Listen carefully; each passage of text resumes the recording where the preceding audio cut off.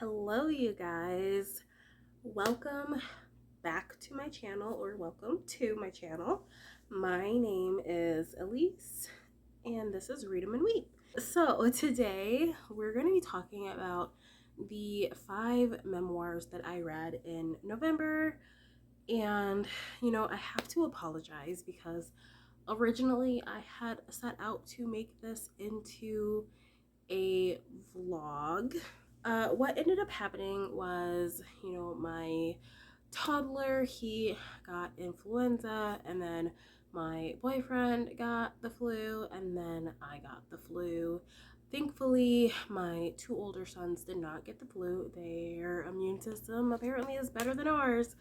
And so there was a good over a week that I was we were completely out of commission. So I ended up not being able to make this into a vlog. And, it took me a lot longer to get through these books than I, was anticipating. But I did want to at least do something and get on here and talk about them.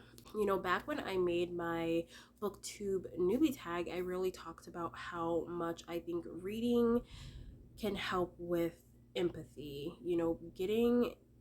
Taking yourself and being able to put yourself in a different perspective, I think can increase your empathy so much. I think that memoirs are great for this because these are real stories. I think fiction is great for this because it's based off of a lot of times it's based off of real experiences and real things. But memoirs, these are their stories. And so I think that memoirs just give you a chance to view things from another perspective, another person's life, and it just gives you so much empathy. It really can increase your empathy.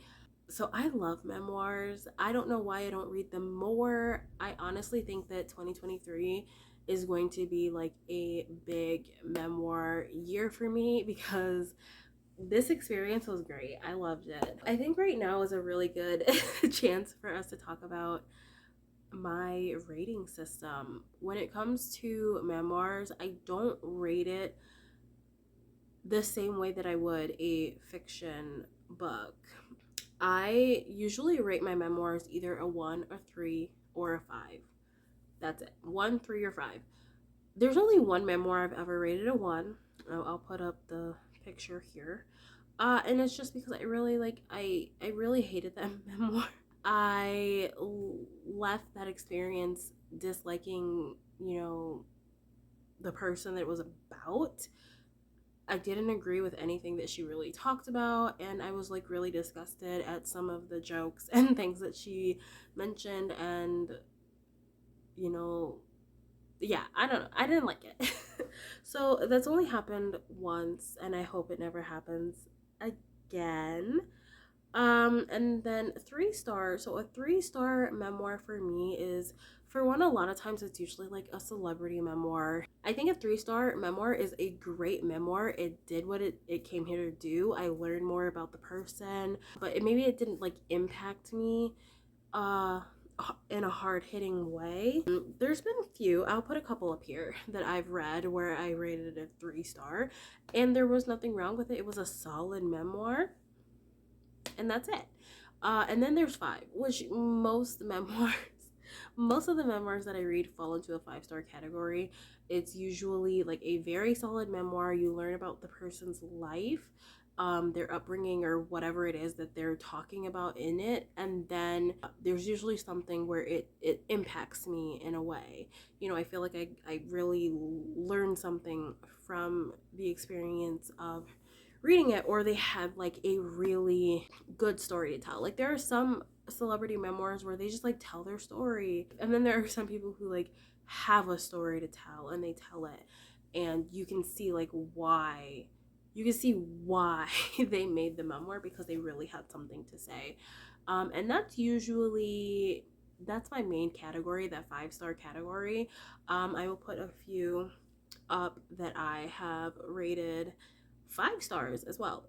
That's the majority of them. And so just right out the bat, I'm gonna tell you that I rated all 5 of these memoirs here 5 stars because I really, really, really enjoyed it. I loved it.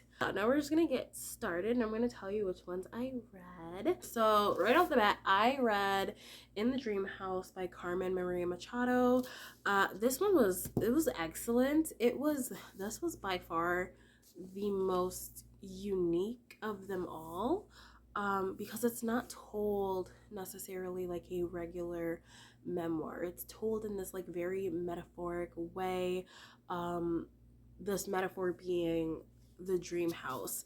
And what Carmen is doing in this book is she's talking about her experience of being in a violent relationship. She's talking about her experience of being in this really, really terrible relationship with this, you know, person who is like so manipulative and controlling.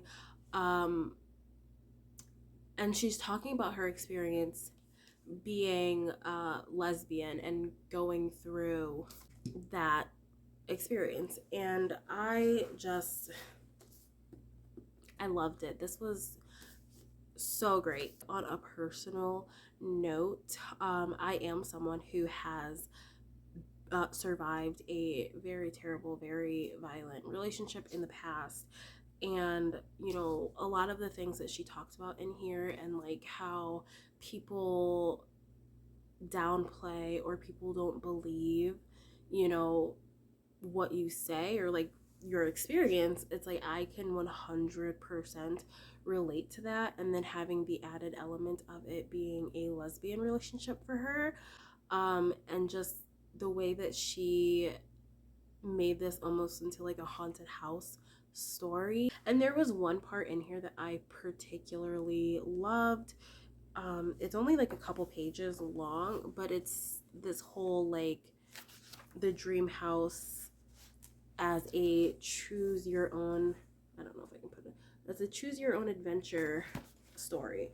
It's about like 15 pages of like it's like about 15 pages of a particular situation, and it's like a choose your own adventure. And then there's, you know, how do you respond to this particular situation, and then it's like go to this page and go to this page. And I don't know, I felt like that was like so unique, and it perfectly describes like the cyclical nature of an abusive relationship. So I loved it. I obviously rated it a 5-star. The next book that I read this month was Crying in the Bathroom by Erica L. Sanchez, or Sanchez, Erica L. Sanchez. This is the author of I Am Not Your Perfect Mexican Daughter. This one was really good as well. I will say out of all 5 of them, this one was my least favorite, but also this one was like the most funny.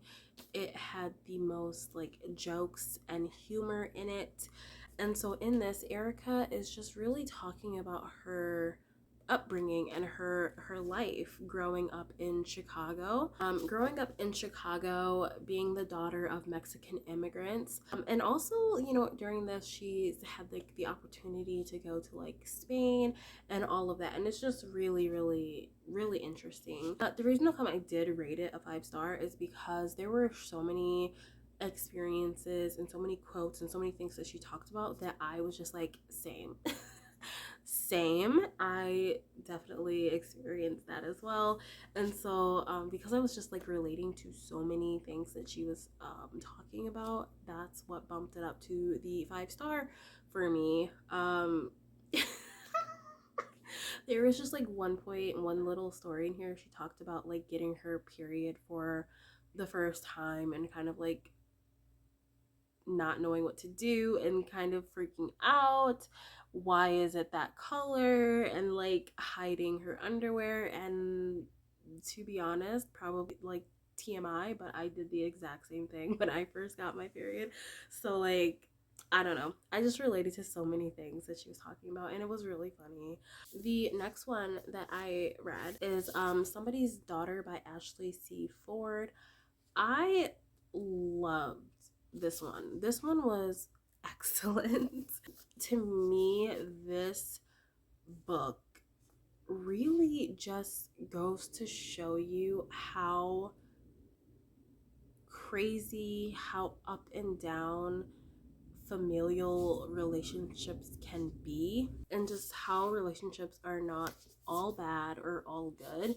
Her relationship with her mom is just like so like on a roller coaster. And then there's the relationship with her dad, and her dad is in prison.